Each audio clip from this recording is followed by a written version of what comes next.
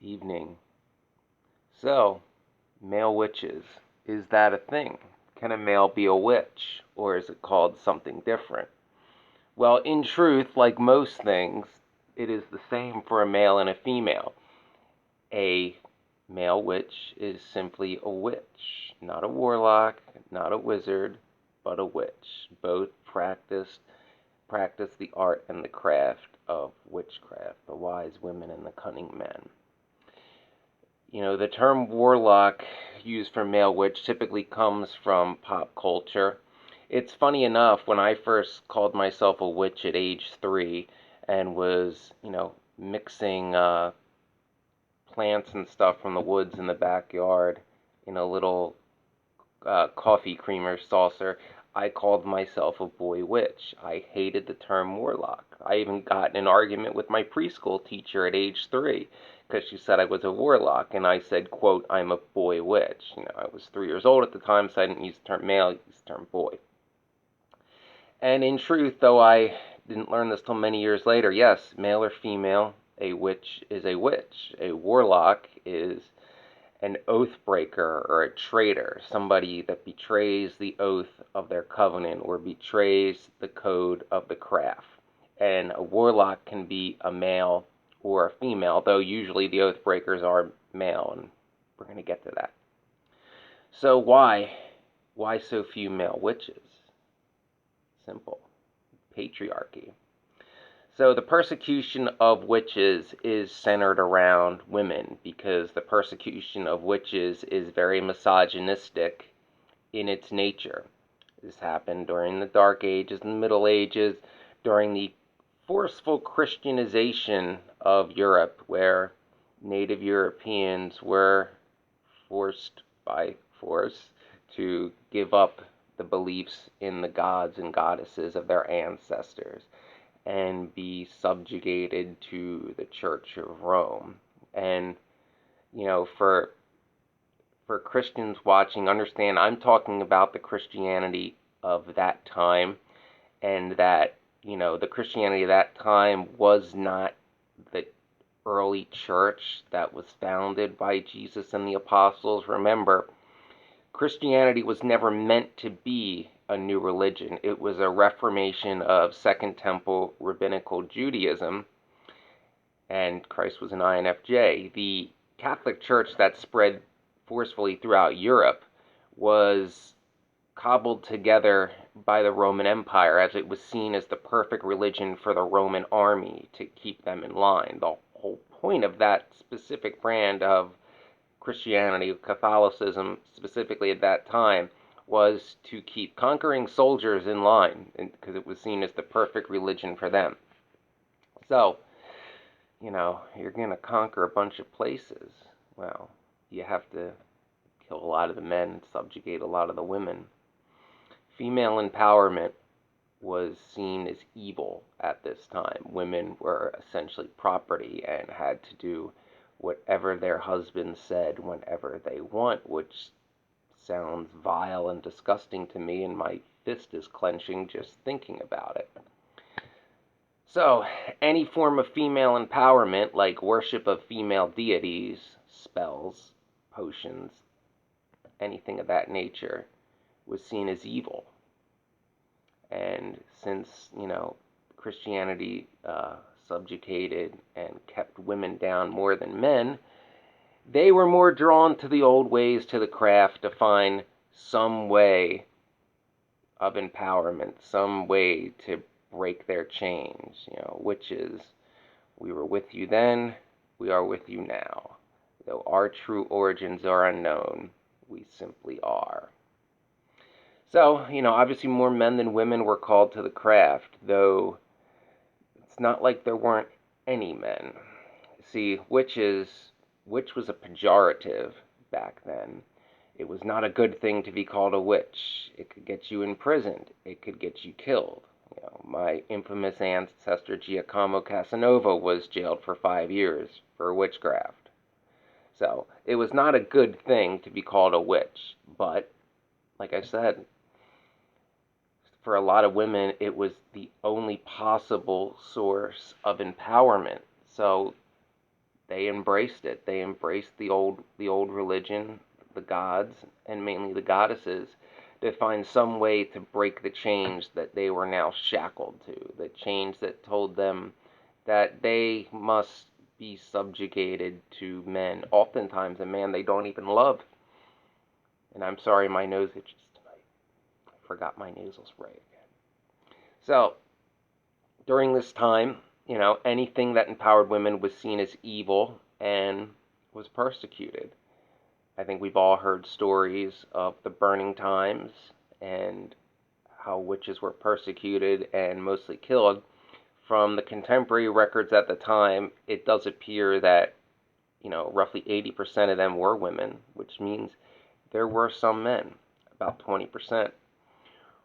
Witches were at the fringes of society more so than they even are today. Even today, a lot of people won't admit that they're witches. It's called being in the broom closet. This is specifically true amongst the older generations who grew up in a time where it was still very unheard of to come out of the broom closet and admit being a witch.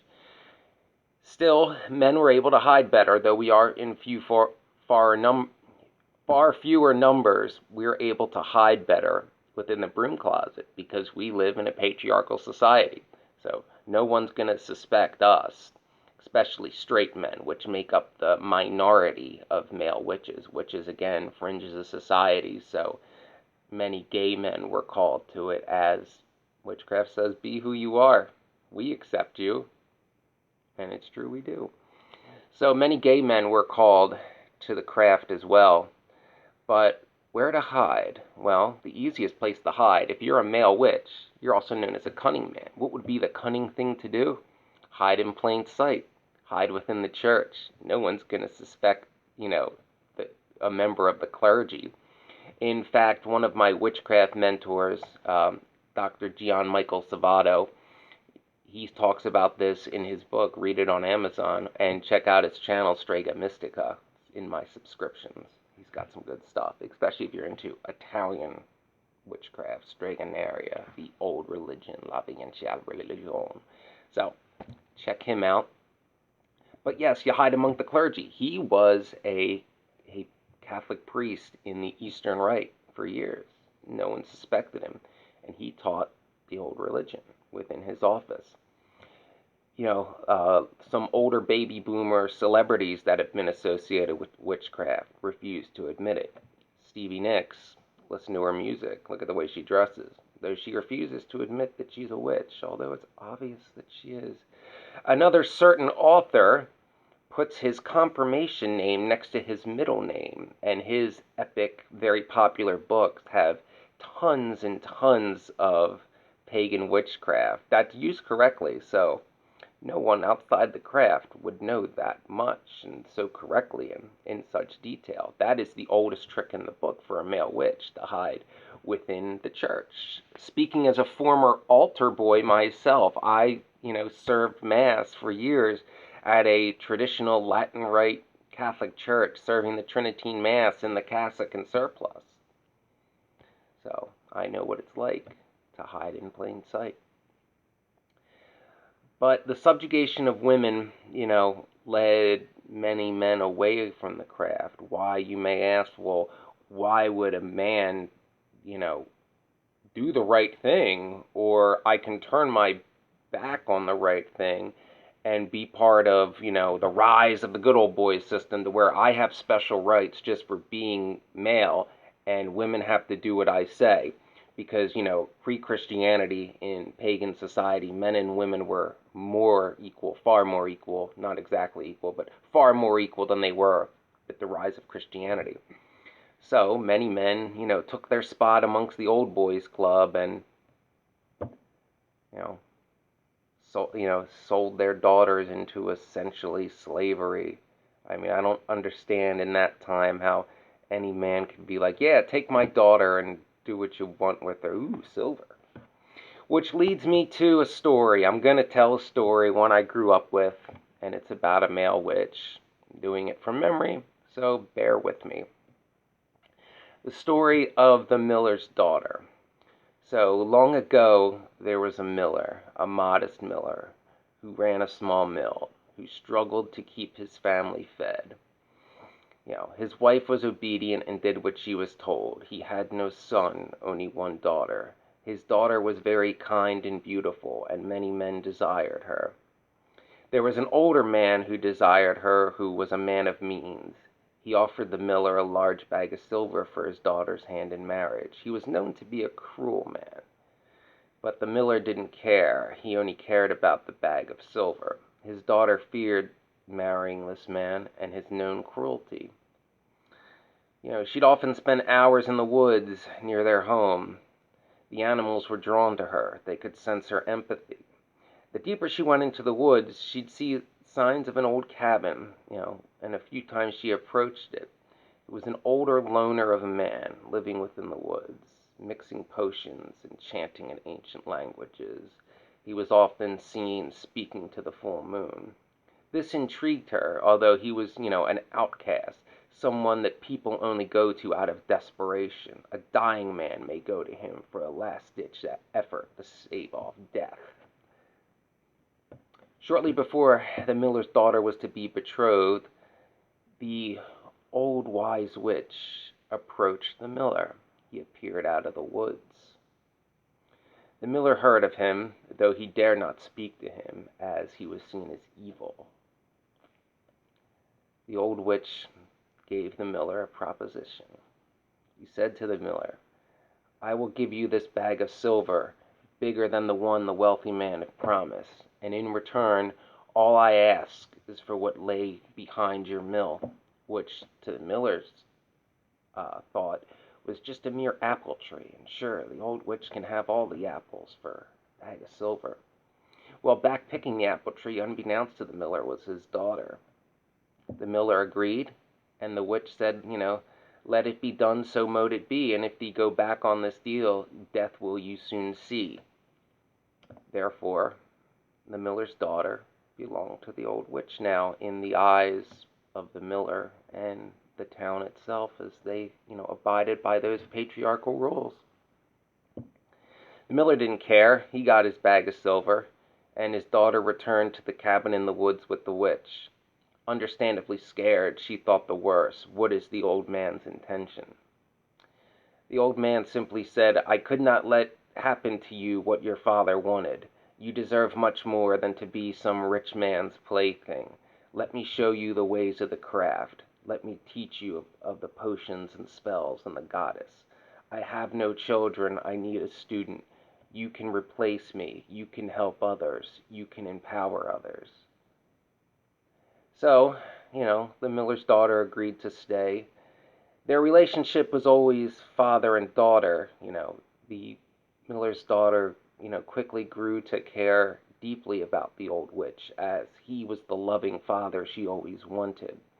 He taught her many things over the next few years, and soon she was able to mix potions and cast spells and help sick children or help women get pregnant, things of that nature, calling upon the old gods and goddesses to do so.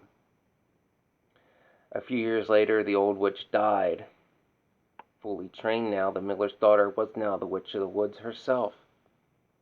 People would come from far and wide to visit her for her potions, for her spells, and she was no man's plaything ever. So there's a little story, about a male witch.